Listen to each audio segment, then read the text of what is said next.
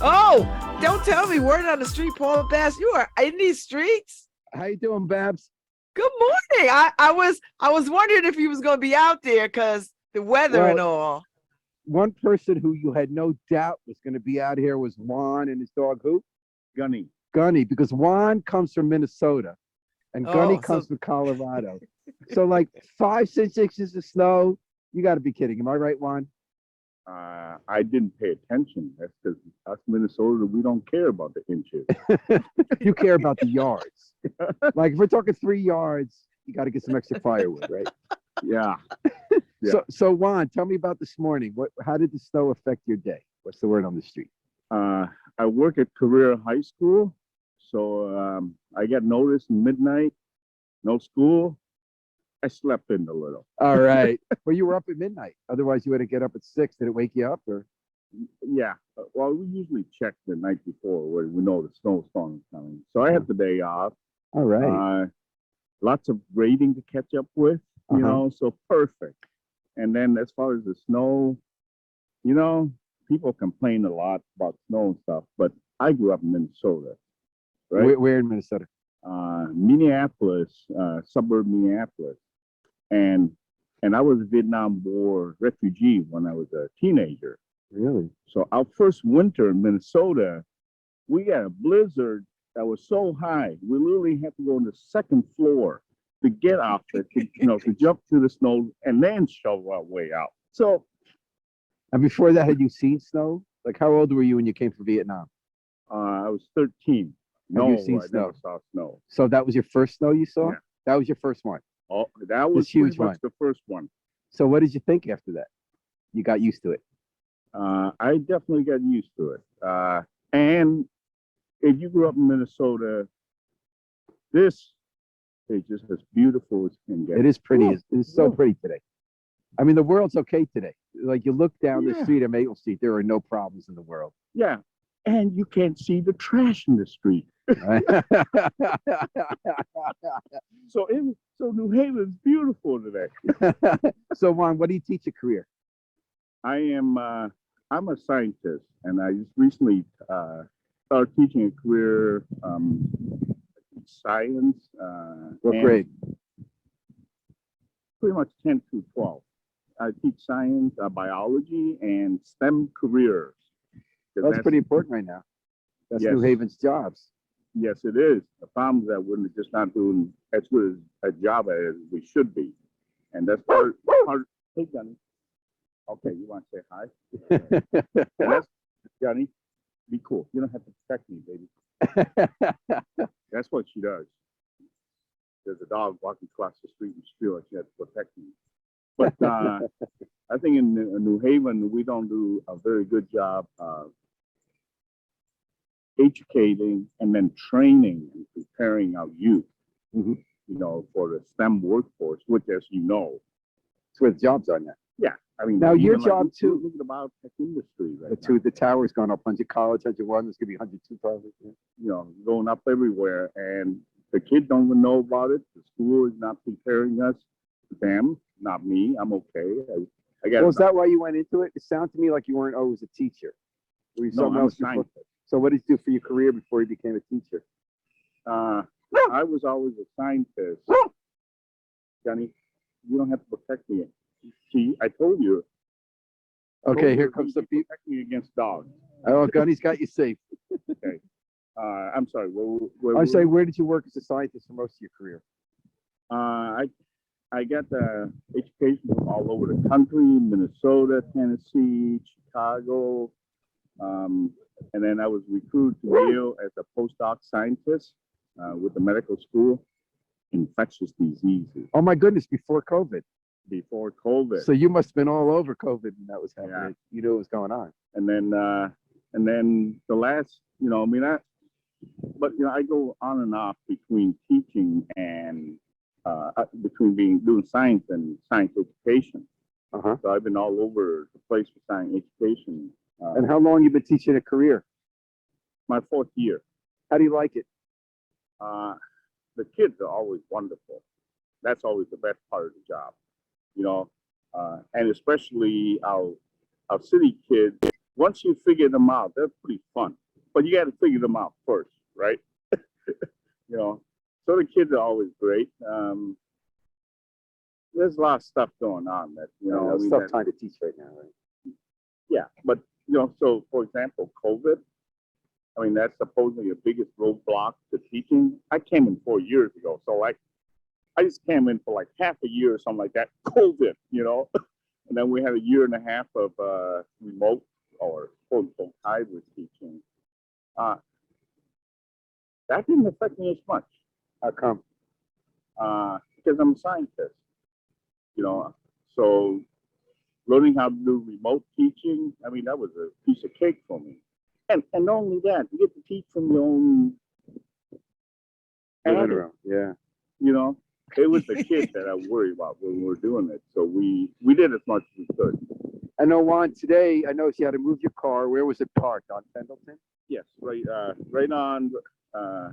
Today we had to park on the even side of the street Right. so that the snowplow can clear the street. Yeah. And what else did you do this morning? You catching up on grading? Anything else? You can go out with the dog or? It took me like 10 minutes shoveling, and we're gonna do something that is not heard of in area like the East Coast, but we're gonna do a Minnesota thing. What's that? I'm gonna grab my shovel with my dog, and I'm gonna go to one of my elder house, whose husband passed away recently, and you know, the neighbor, and I have a couple of Midwestern neighbors here too. We usually go and shovel the sidewalk for her. That's nice. You know? That's a good thing. But that's very Minnesota. I'm sorry, that's a very New Haven thing. Hey, Babs, do you have any questions for Juan? Is it a New Haven thing? There was a group It's called the it's Yetis very for much a while. New Really? Haven thing. Yeah. See, when they okay, signed up. I stand corrected. I just never heard of it before. So, Babs, do you have So- any questions for Juan? Yeah, so are you going to stay a teacher or are you going to go back to being a scientist? Do you sort of alternate that life? Well, in the past, I've alternate. Now I just realize how important it is, especially this bridge, you know, of making sure that our youth have access to the STEM, I call it the STEM workforce, which includes science, technology, engineering, math, and medicine. I add the second M to it because I would include healthcare, you know, in that. Right? And then your school has the partnership with 101 College that's getting built up, where they're going to be internships for career kids to be working in the labs at the new bio tower there that was Stanley built. That's what I heard. That's what I heard the plan was. Us teacher, you know, we're just not privy to those kind of knowledge. You know, it's not our pay scale, they say, right? You know, but at another time, I would love to talk to you guys about this stuff because I'm actually, I've been trying to build, like, for example, biotech. That is pretty much impenetrable to our New Haven kids. Right? Meaning the jobs or the Yeah. work? Job, the sector. Well, part of the thing is internships. So they discovered that all the internships that all these companies start now, they're going to suburban kids because they knew people and stuff. So the chamber did start a program. I can't hear you, Paul. for the kids. Let me guess, Bio Launch. Yeah. I actually went to that open. Can you hear me now, Babs? Yes. Okay. You went to the bio launch. Yes. And what'd you think? I think that's the game changer. The professor who started that, Craig Cruz. Yeah. He He's with and the I Concat actually- people. Yeah. He and I actually sat at a coffee shop down the street. I don't go there often. The one to fly the school by Edgewood School. Yeah. Oh no, my neighbor's gonna kill me if I don't say the name. Of I'm the forgetting the coffee name shop. too, and I live 3 blocks away, and I was just there last week. I mean, we're getting really. I think we're the same age, man. That's exactly. I was gonna make a joke about it. You beat me to it. So Yeah. bio launch, you think can be a game changer? Yeah. And that's good. Eric Clemens is doing that too with Great Cruise, and they hired a guy to do it. And that's Babs, where they get people in New Haven who are like under 25, and they didn't go to college, but they're going to get this training program, get paid, and then they get like lab jobs and internships, and then a leg into them. So That's like in the old days. If you grew up near Winchester, you didn't go to college. You get a whole career in Winchester, work on machines, working in skilled work. And now they want that skilled work to be at the tech companies. Okay, so you know, what I mean, so we have that program, which is at the what I call the really entry level, right? Mhm. You know, you can get like 6 months of training, getting out of high school and get into it. Which I mean, I told Craig, I said, do it, man. Because You know, then they that think there's a would be career. You start learning, setting up the experiments. You're participating in the experiments. Now the question is, how do you start developing that culture in high school Yeah. so that they're more ready for it, so that they can be successful? So that's your job. That's where Juan Uh, comes in. That's not my job. My job is just basically to go walk into the classroom and teach. That's what I mean. That's my mission. Oh, you're saying it's not just the academics. It's also social cues about getting a job, right? Yeah. Showing No, up on time and things. I said my job is just walk in that classroom and teach. Yeah. What we're talking about, that's my mission. Yeah. That's awesome. Babs, any more questions for Juan on Word on the Street on Maple So, Street? so Juan, if you had your way, what could we do right now to start, or what can we do right now to make a difference in bringing kids to STEM and biotech and all that kind of stuff? Oh, good thing I like the snow, because that's a tough question, right? So I can stand out here and answer that. What can we do? Personally, not just biotech, but in general, engineering, math, healthcare, nursing. I think we need a cultural shift in the city.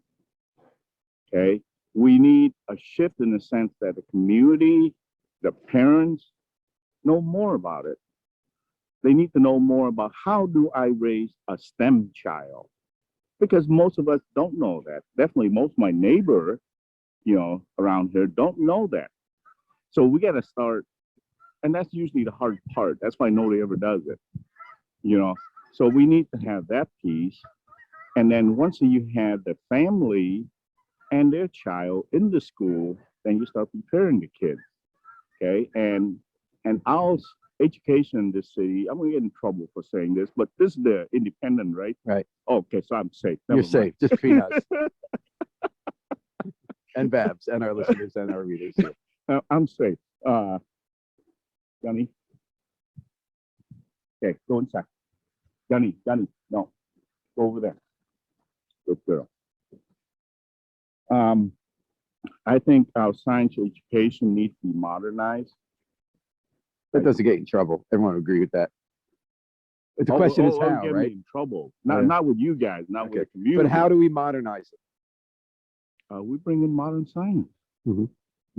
I can tell you, I'm the only, ever since I made a career, I'm the only one who, without much help, need I say, that's why I can get in trouble, Mhm. without much help at all.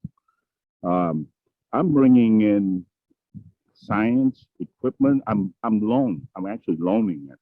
I'm borrowing it from Southern. I'm borrowing from Jackson Lab way up in Hartford, because I can't get. What kind of equipment? Like beakers or microscopes? No.